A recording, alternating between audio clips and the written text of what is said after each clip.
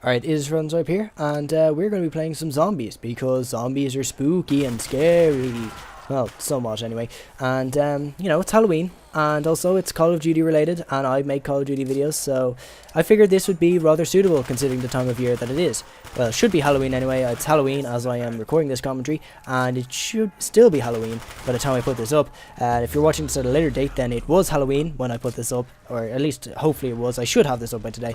But yeah, okay, it's Halloween. Have you gathered that much? I decided to play some zombies just because I was hoping to play a bit of Black Ops multiplayer. However, that didn't quite work out because for some reason I couldn't connect to Activision servers, which was really weird. Did anyone else have that problem yesterday? It was probably just on PS3 or whatever, but I haven't seen anyone else notice it. I want to know if it happened to anyone else.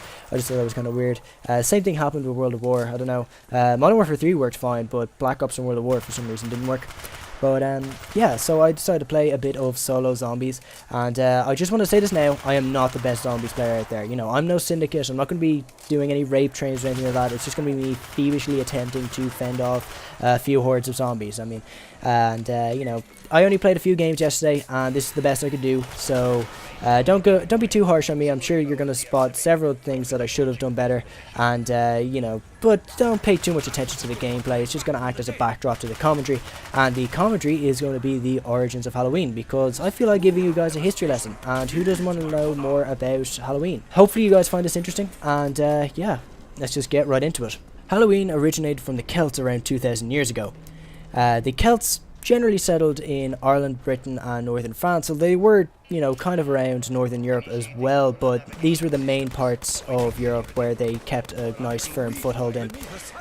Their new year was November 1st, and they had a festival the night before called Samhain. The end of their year signalled the end of summer, the end of the harvest season, and the beginning of a long, hard winter. Obviously enough, this time signified death to the Celts.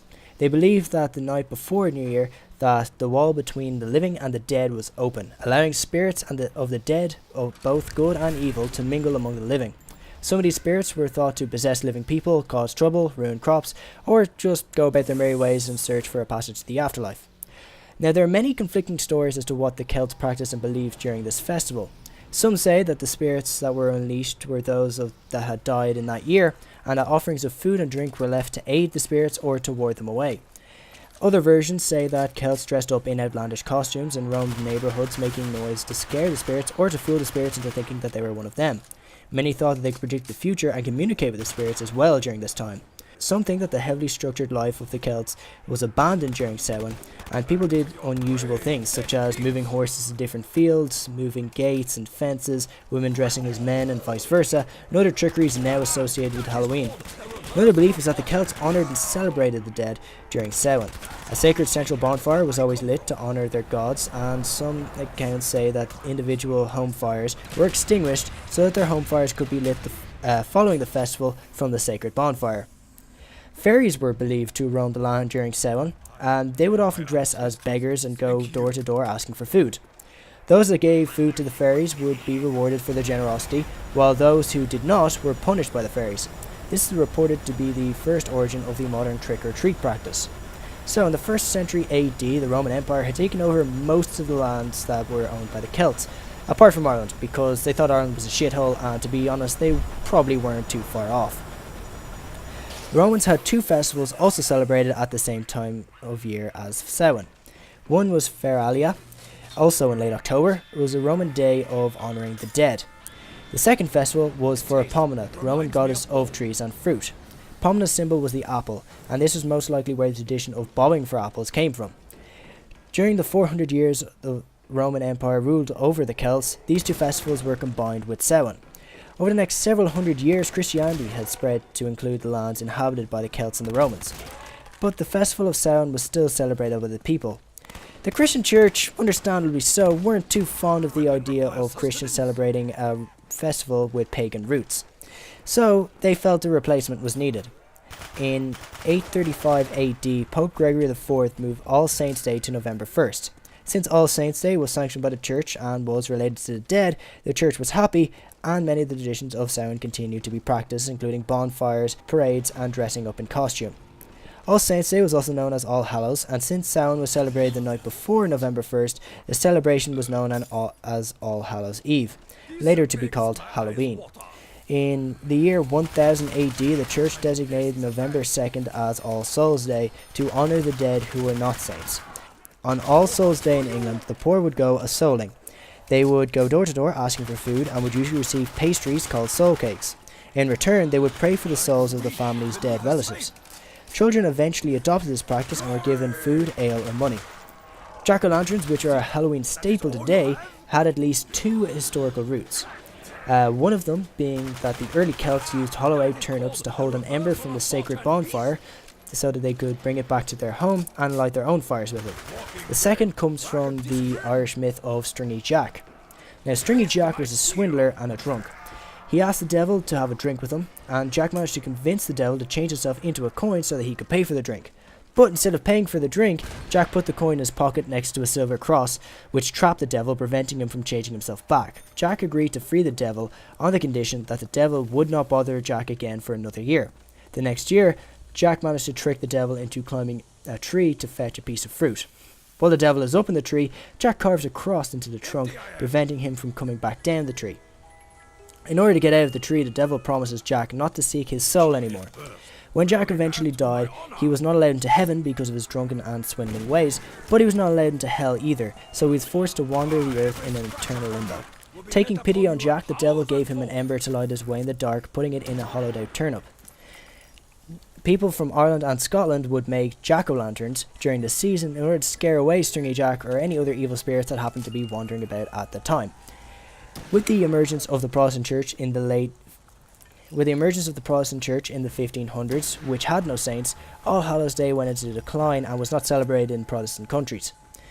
On November 5th, 1606, Guy Fawkes was executed for attempting to blow up the English Parliament. The English wasted no time to have a celebration that would replace All Hallows Day, so Guy Fawkes Day was celebrated from then on.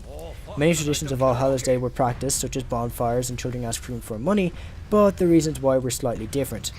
In a new world, colonists celebrated Guy Fawkes Day for a while. Halloween was not a popular observance in early United States history, as most of the settlers were Protestant. But in southern colonies, such as Virginia and Maryland, there were some Halloween customs still observed. By the mid-1800s, immigration had increased, and many Irish immigrants fleeing the potato famine brought many Halloween traditions with them. Jack-o'-lanterns found a new face in the pumpkin, which was very plentiful in the New World. Irish Catholics sought to preserve their traditions, so they started an effort in the late 1800s to popularise and make their holidays known to the general population. These holidays soon became popular in the United States, more as a community and family holiday rather than one of religious and supernatural importance. By the mid-20th century, Halloween turned into a secular and community-centred holiday. Halloween is now the United States' second largest commercial holiday, with people spending approximately $6.9 billion a year. But it was not all about death and spirits. People thought they could predict the future, and women wanted to know when they would be married. So without further ado, I present to you how you can get yourself a wife on Halloween. Warning, may not work if the woman you seek does not believe in these traditions. In 18th century Ireland, a matchmaking cook might bury a ring in mashed potatoes on Halloween night, hoping to bring true love to the diner who found it. It's very similar to the tradition of the burying brack or bran brack, which was a loaf of bread with added raisins or sultanas. This traditionally contained various objects baked in the bread and was used as sort of a fortune-telling game. In the barn brack were usually a pea, a stick, a piece of cloth, a small coin and a ring. Each item, when received in the slice, was supposed to carry a different meaning to the person. The pea symbolised that the person would not be married within that year. The stick would symbolise that the person would have an unhappy marriage or would continually be in dispute. The cloth or rag would symbolise bad luck or poverty, and the coin would symbolise good fortune or wealth. If someone were to receive the ring, it would symbolise that they would be married within the year. In Scotland, fortune tellers recommended that eligible young women name a hazelnut for each of their suitors and then toss the nuts into a fireplace. The nut that burned to ashes rather than popping or exploding represented the girl's future husband. However, in some versions of this legend, confusingly enough, the opposite was true. So if your hazelnut manages to explode, you can just tell them, well, actually it was the other way around. And you're not technically lying, it's just that, it's rather ambiguous as to which is true. So, you got a bit of wriggle room to work with there. Another tale is that if a young woman ate a sugary concoction made out of walnuts, hazelnuts and nutmeg before going to bed on Halloween night, that she would dream about her future husband. Young women also tossed apple peels over their shoulders, hoping that the peels would fall on the floor in the shape of their husband's initials. Another tradition is that women would stand in a darkened room in front of a mirror with a candle and would look over their shoulder in hopes of seeing their husband's face. Other rituals were more competitive. At some Halloween parties, the first successful apple bobber would be considered the first down the aisle. So, with all of this information in mind, you too can manage to manipulate these traditions in order to make it so that the woman you seek may think that you will be their future husband. Anyway, that's pretty much all the information I have on Halloween there. Hope you guys have enjoyed. Hopefully you've learned something new. And basically, the main thing that you need to take away from that is that us Irish are the reason why you have Halloween in the first place. So, for anyone under 30, you're welcome. For anyone over 30, we sincerely apologise. So, anyway, this has been FrOzenSwipe. I hope you guys have enjoyed. I hope you've learned something new. Have a happy Halloween and try not to blow your thumbs off, because if you blow your thumbs off, you're not going to be able to play Call of Duty. And, you know, that's like a fate worse than death. So, anyway, I hope you've enjoyed and thank you very much for watching. Here, at least it would be a wash in these demons' blood.